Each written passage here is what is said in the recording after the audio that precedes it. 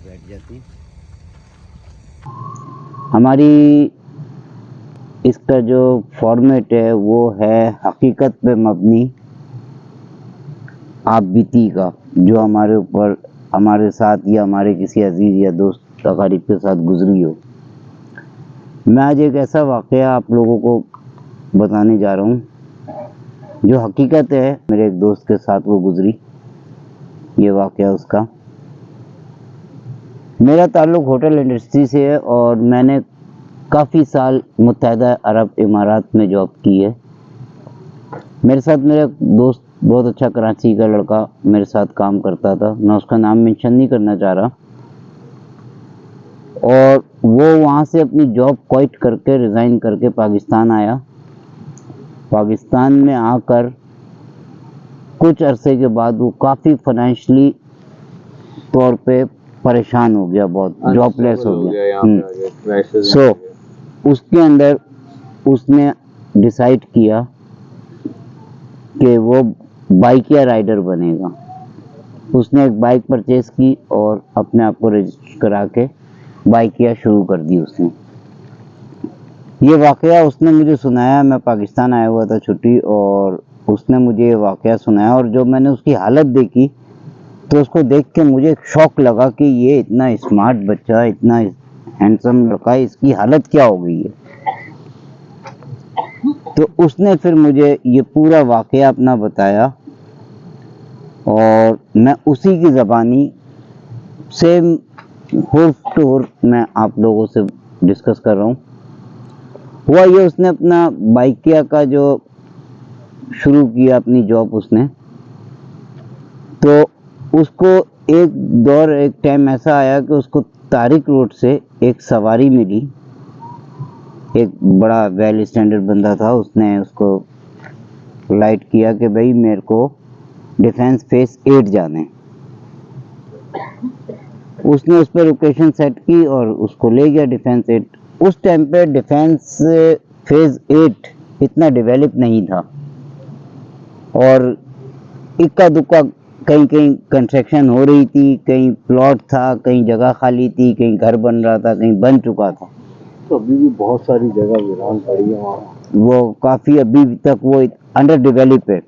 सो उसने वो साहब को लेकर आया और एक सर्विस रोड पे जाके एक बंगले के पास उसने रुकवाया उसको पेमेंट की, डोरबेल बजाई और अपने बंगले में चला गया। ये उधर खड़ा हो गया गेट के पास ही। इसने देखा कि शायद मुझे कोई नेक्स्ट राइड मिल जाए और मैं यहाँ से उसको लेके जाऊं, लेकिन उस वीरान इलाके में इसको कोई दूर दूर बंदा नहीं नज़र आया, कोई भी नहीं।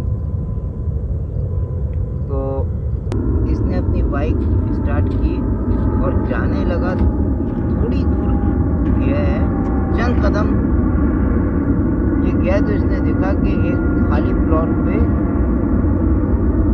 एक 2.5 या 3 साल का बच्चा, अच्छे कपड़े पहने हुए, वो उधर बैठा हुआ है और ऐसा लग रहा है कि जैसे वो अभी चल नहीं पा रहे, ज़मीन पे बैठा हुआ है।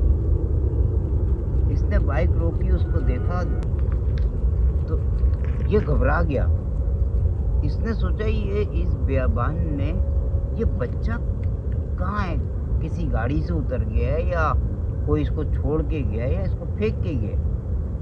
तो उसने वो रोकी गाड़ी और बच्चे के नज़दीक चला गया। तो उस बच्चे ने इसको देख के मुंह ऊपर उठा के इसको हाथ के इशारे से ऐसे किया कि आया मेरे को जैसे गोद में उठा ले।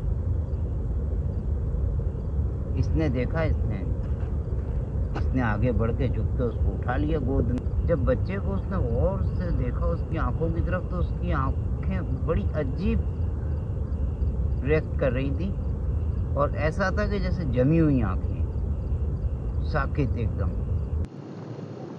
तो इसने इधर उधर देखा, मेरे दोस्त ने, उसको उधर कोई भी नहीं नजर आया। तो उसने कहा कि चलो, मैंने अभी जिन साहब को उतारा है मैं उनकी बेल बजा के इस बच्चे को उनके हैंड ओवर कर देता हूँ, अदरवाइज नहीं तो इसको मैं थाने में दे दूंगा। तो वो बच्चे को लेके चला है, 1 2 3 कदम भी उसके नहीं उठे होंगे, तो उसको ऐसा फील हुआ कि मेरी टांगों में कोई चीज लिपट रही है। तो उसने ऐसे नीचे देखा तो उस बच्चे के जो पांव थे, जहां से उसने उस बच्चे को कैरी किया था, उठाया था, उस बच्चे के पांव वहीं थे और वो उसकी गोद में था और वो 1 से 2 3 स्टेप चला भी गया और उसके पांव जो हैं रबड़ की तरह खिंचते जा रहे हैं, बड़े होते जा रहे हैं। ये देख के तो उसने फौरन आयतल कुर्सी पढ़ी और उस बच्चे को अपने से अलग करने की कोशिश की, यानी उसको हटाने की, लेकिन वो बच्चा उसकी गर्दन में झूल गया और किसी हालत में उससे जुदा नहीं हो रहा। उसने बड़ा मुश्किल से उस बच्चे को दोबारा उधर फर्श पे रखा और बाइक के पास गया, अपनी बाइक स्टार्ट करके वो निकला। तो उसने उस टाइम उन इलाकों से भी नावाकिफ था, वीरान इलाके, जैसे तैसे भी करके वो 2 दरिया की साइड पे निकला। वहाँ पे काफ़ी रौनक थी, रेस्टोरेंट बहुत ज़्यादा है वहाँ पे, ओवरनाइट खुला रहता है वो। वहाँ जाके गिर गया, लोगों ने उसको देखा, कुछ वेटरों ने उसको पानी वानी डाला, उसको उठाया, बोला भाई क्या हो गया तू? उसने बताया कि मेरे साथ पीछे ऐसा वाकया हुआ है। लेकिन उसी के साथ साथ उसको ऐसा फील हो रहा था, एक तो वो स्मेल उसके मुंह से, नाक से नहीं जा रही जो उस बच्चे में से आ रही थी। सेकंड ये कि वो उसको जो उसकी गर्म जो हीट थी वो अभी तक अपनी बॉडी पे फील कर रहा था और वो बढ़ती जा रही थी, वो हीट जो है उसकी टेम्परेचर उसका बढ़ता जा रहा था। तो जैसे तैसे करके ये घर पहुंचा, इतना शदीद तरीके से बीमार हुआ है कि इसको जान के लेने के देने पड़ गए। और इसकी फैमिली ने, इसकी वालदा वगैरह ने इसको जब देखी इसकी ये कंडीशन, इससे पूछा लेकिन इसको कुछ याद नहीं था। फिर किसी ने कहा कि इसको जो है किसी आलिम को दिखाओ। उसके वालिद ने एक आलिम से रब्ता किया, उसको बुलाया, उसको दिखाया कि देखो इस बच्चे को ये है और ये राइडर पे है और फलानी रात को ऐसा आया है, ये इसको बुखार हो रहा था। बोला बुखार भी हो रहा था? बोला हाँ। उसने बोला उस रात जो उसने कपड़े पहने हुए थे वो कपड़े मुझे दिखाओ। उसने वो कपड़े उनसे लिए और कुछ ऐसा इल्म किया या उसके ऊपर पढ़ाई की। बोला इसको एक ऐसी मखलूक इसको चुपटी थी जो जमीन में रहती है और ये बहुत खुशकिस्मत है कि ये उसके चुंगल से निकल गया, लेकिन उसके असरात जो हैं इसके ऊपर अभी भी हैं। और इसका बुखार नहीं है, ये बुखार नहीं है, ये उसकी वजह से जो है ना, उसकी हरारत है जो अभी भी इसके जिस्म पे।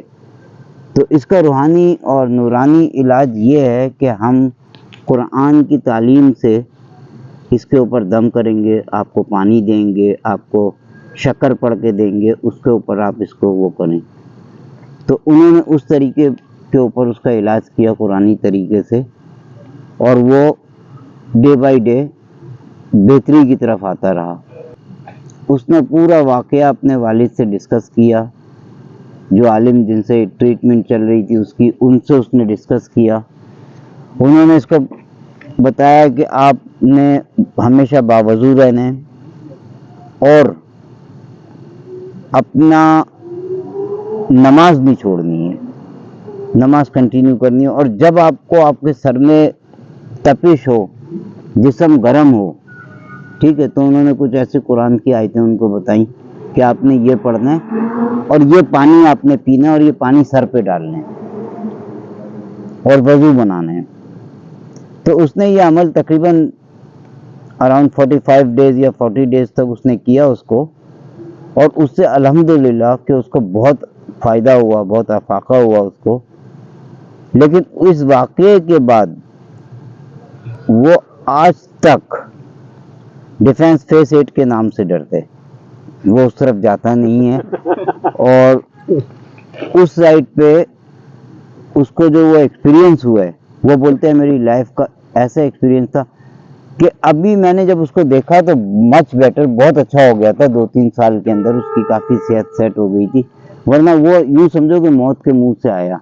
उसके वालिद और वालदा का ये कहना है कि अगर इसको वो आलिम साहब हमें नहीं मिलते तो हमें नहीं लगता था कि बच जाएगा। मैं इससे जब कुरान की जो एक आयत है सूरह जिन, इसकी हम तीसरी आयत तिलावत करेंगे। औज़ु बिल्लाहि मिनश शैतानिर रजीम, बिस्मिल्लाहिर रहमानिर रहीम, व अन्नहु तआला जद्दु रब्बिना मत्तखज़ साहिबतन वला वलदा। और ये कि हमारे परवरदिगार की अज़मत शान बहुत बड़ी है, वो ना बीवी रखता है और ना औलाद। आपको हकीकत पे मबनी मेरी ये कहानी अगर पसंद आई हो तो प्लीज़ मेरे चैनल को सब्सक्राइब करें और लाइक करें, शेयर करें।